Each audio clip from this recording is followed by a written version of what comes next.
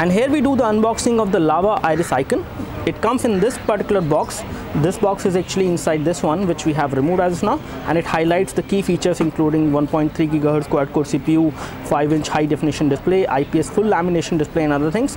And here we have the main box, which actually contains everything inside, and it also highlights these features again, which is the 2 GB RAM, 13 megapixel rear camera, and over here at the back side we have the specification. And once we open it, we should be able to see the box contents, and I'm not able to see the SAR values over here, but I think that should be inside the box.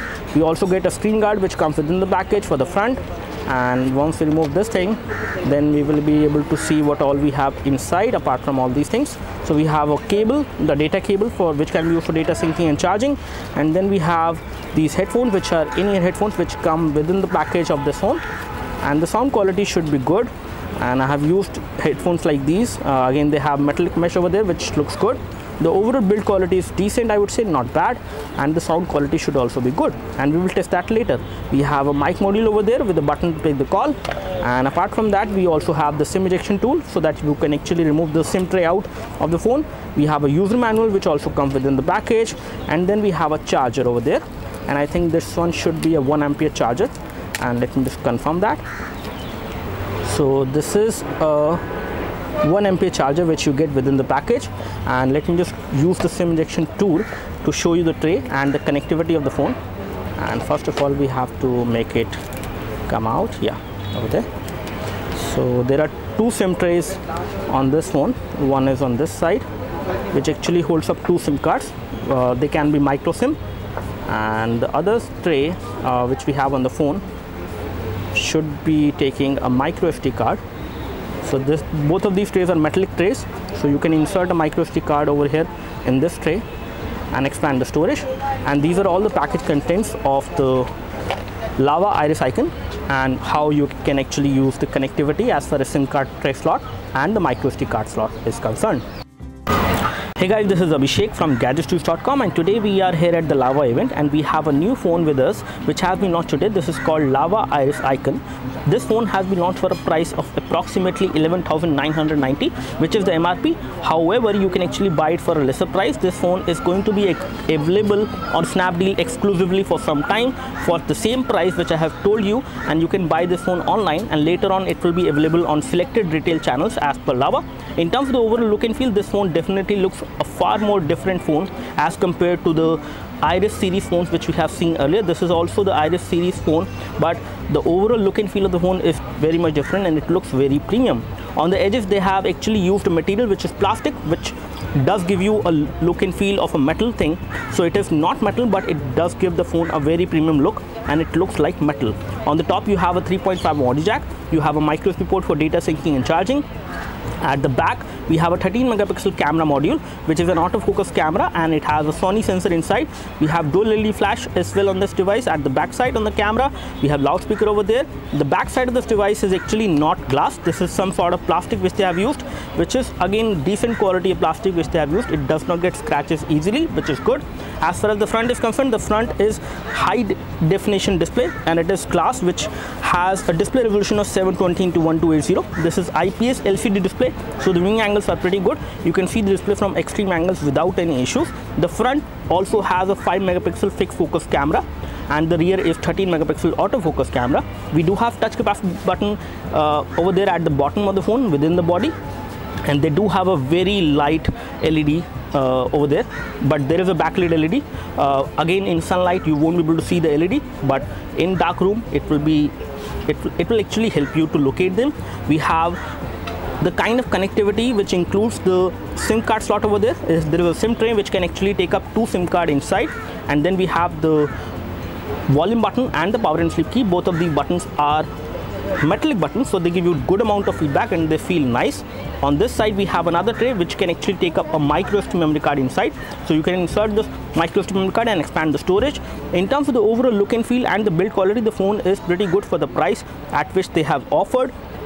but again the hardware is kind of old. So we have a MediaTek 6582 chipset on this device, which is 1.3 GHz quad-core CPU, and again they have given better storage this time and a better RAM, because the storage on this device is 16 GB and the RAM is 2 GB, which is definitely better as compared to some of the phones which are available with the same hardware.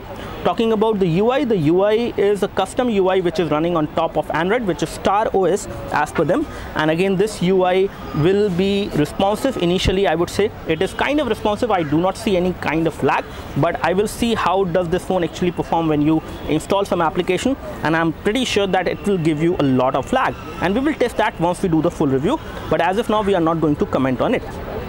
We have a 2500 mAh battery inside, which is again non-removable, so you cannot remove the battery, which is the case on this phone. And when it comes to the specifications as far as the OS is concerned, let's take a look over that. We do have FM radio, and let's take a look over the notification center. As you can see, it is a custom notification center which we have on this one, and let's go to settings and find out the version of Android and other things which are related to this phone.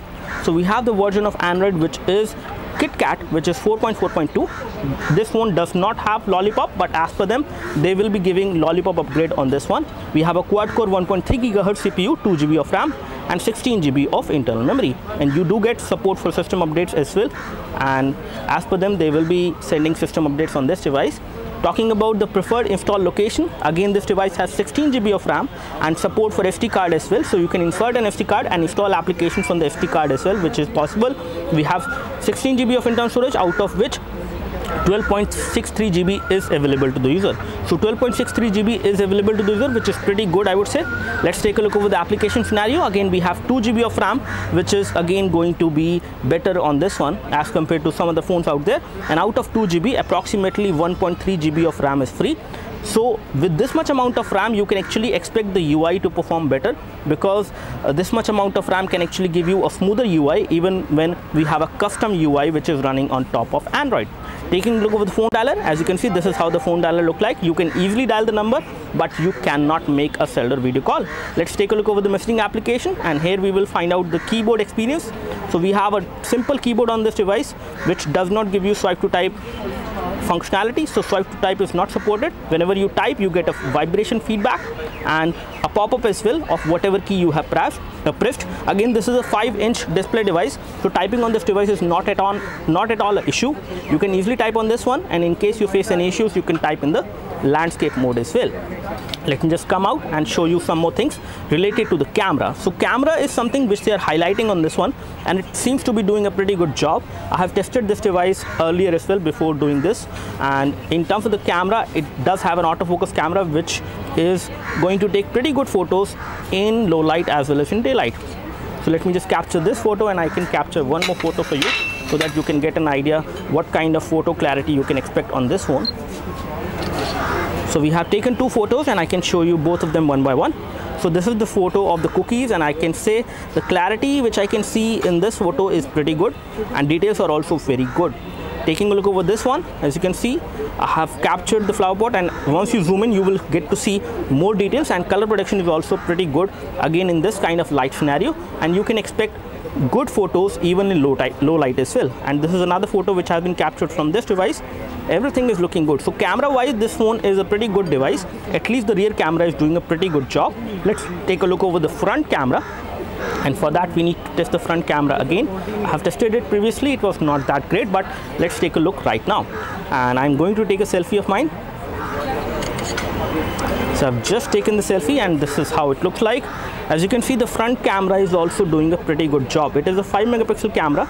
Again I do not see much amount of details in this photo, but color production and everything else is looking nice. I can read the text, which is also possible. So front camera, 5 megapixel camera, is doing a pretty decent job as far as this device is concerned. You can take pretty good photos both from the rear camera as well as from the front camera, and it is kind of comparable or maybe better in some cases as compared to some of the devices which fall in the same price segment.